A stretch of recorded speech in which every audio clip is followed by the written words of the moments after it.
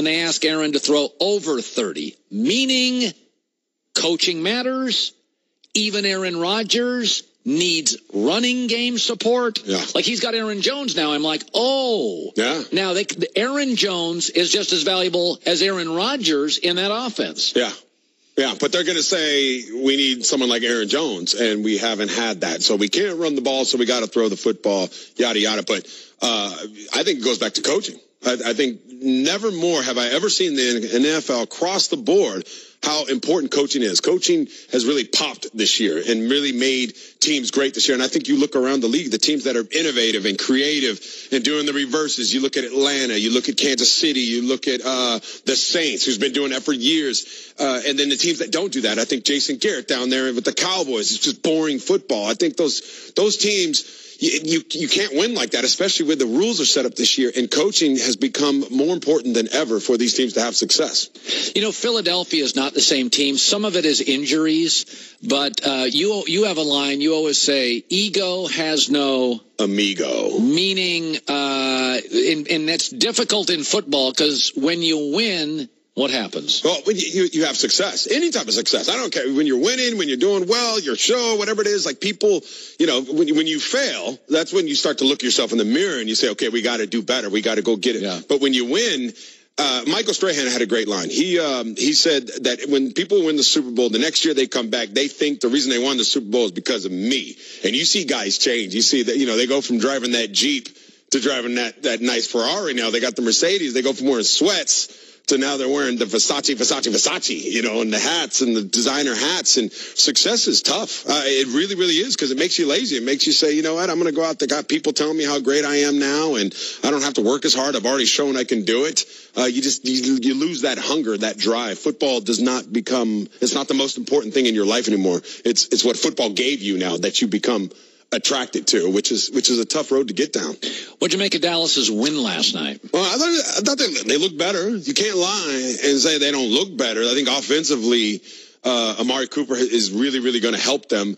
But to me, it's still the Cowboys. I'm not going to say they're a great football team after one game. I still think Dak has to prove that he can put back-to-back games together if you're going to pay him that $25 million check a year. But bottom line is, to me, they were good last night because they ran the ball. Yeah, get the ball to that guy. Ezekiel Elliott is so good. I mean, when he's going, he's the best running back in the league. 6 yards a carry last night. Yeah, he's a beast. He's a beast. Feed him the ball. That's where this offense should go. And then you can dink, because that's what that offense used to be. It was that dink and dunk with Dez, with Beasley, Jason Witten, security. They don't have that anymore. Those guys don't exist in that offense, and it's not creative either. It's not a terribly creative offense. I don't think so. You know, I think you really hit it. Coaching has popped in the NFL. It's just popped. It used to be important.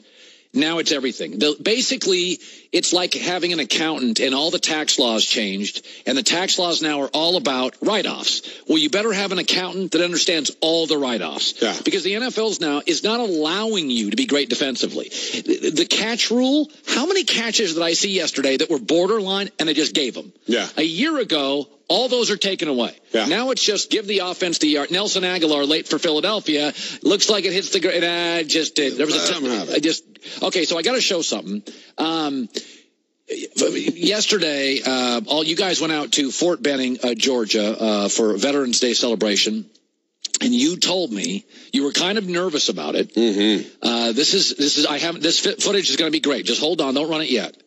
That you told me that you were very nervous, but you thought you would jump out of an airplane with military personnel this week. Yes.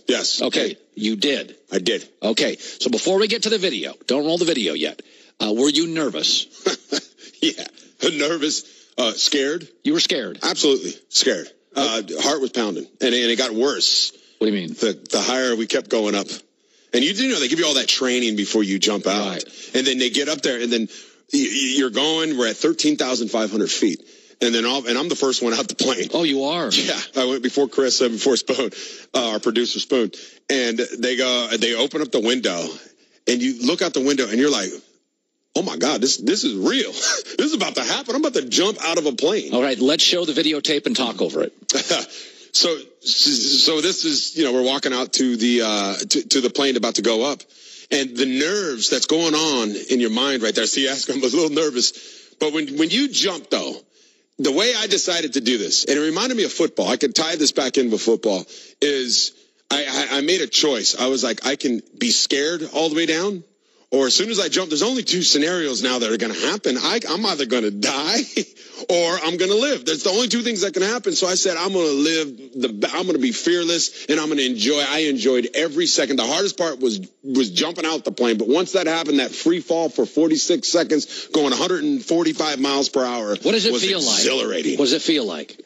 Oh, it's the best thing you've ever done in your life. The first 10 seconds. The first 10 seconds, that is the most nervous. Your heart is going, but as soon as I let go and said, I'm going to enjoy this, it was the best thing. I highly encourage you. Like I said, it reminds me of football when you decide to finally go over the middle without being afraid, when you decide to block somebody, or if you're a linebacker, take on that fullback coming. It's just that, I got this. And I can do this. I got down to the ground. I felt like breakdancing. I mean, it was such a good feeling. Yeah, Krista did it too, and she did awesome. No, I wouldn't do it. You got to do it. Why wouldn't you do this? It's a hard pass for me also. Why wouldn't you guys do this? If I just told you I've been through enough in my life. I don't need more thrills. Well, first of all, Tony, I think you summed up why I wouldn't do it. Joy, did you hear him say, there's two options. One of them is death. Right.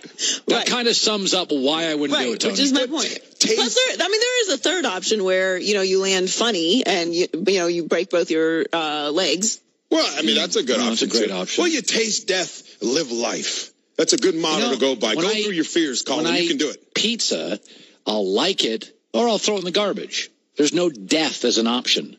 I want to taste pizza. You want to taste death. I want to taste pizza. But you're boring. I'm not boring. Yeah, you are. You're boring. Well, you got to get out there. You got to go after the things that make you scared. You take off. It was the best. I would do it again. Snakes make me scared. You want me to jump in a snake pit? If you want to live. Stay comfortable behind that microphone.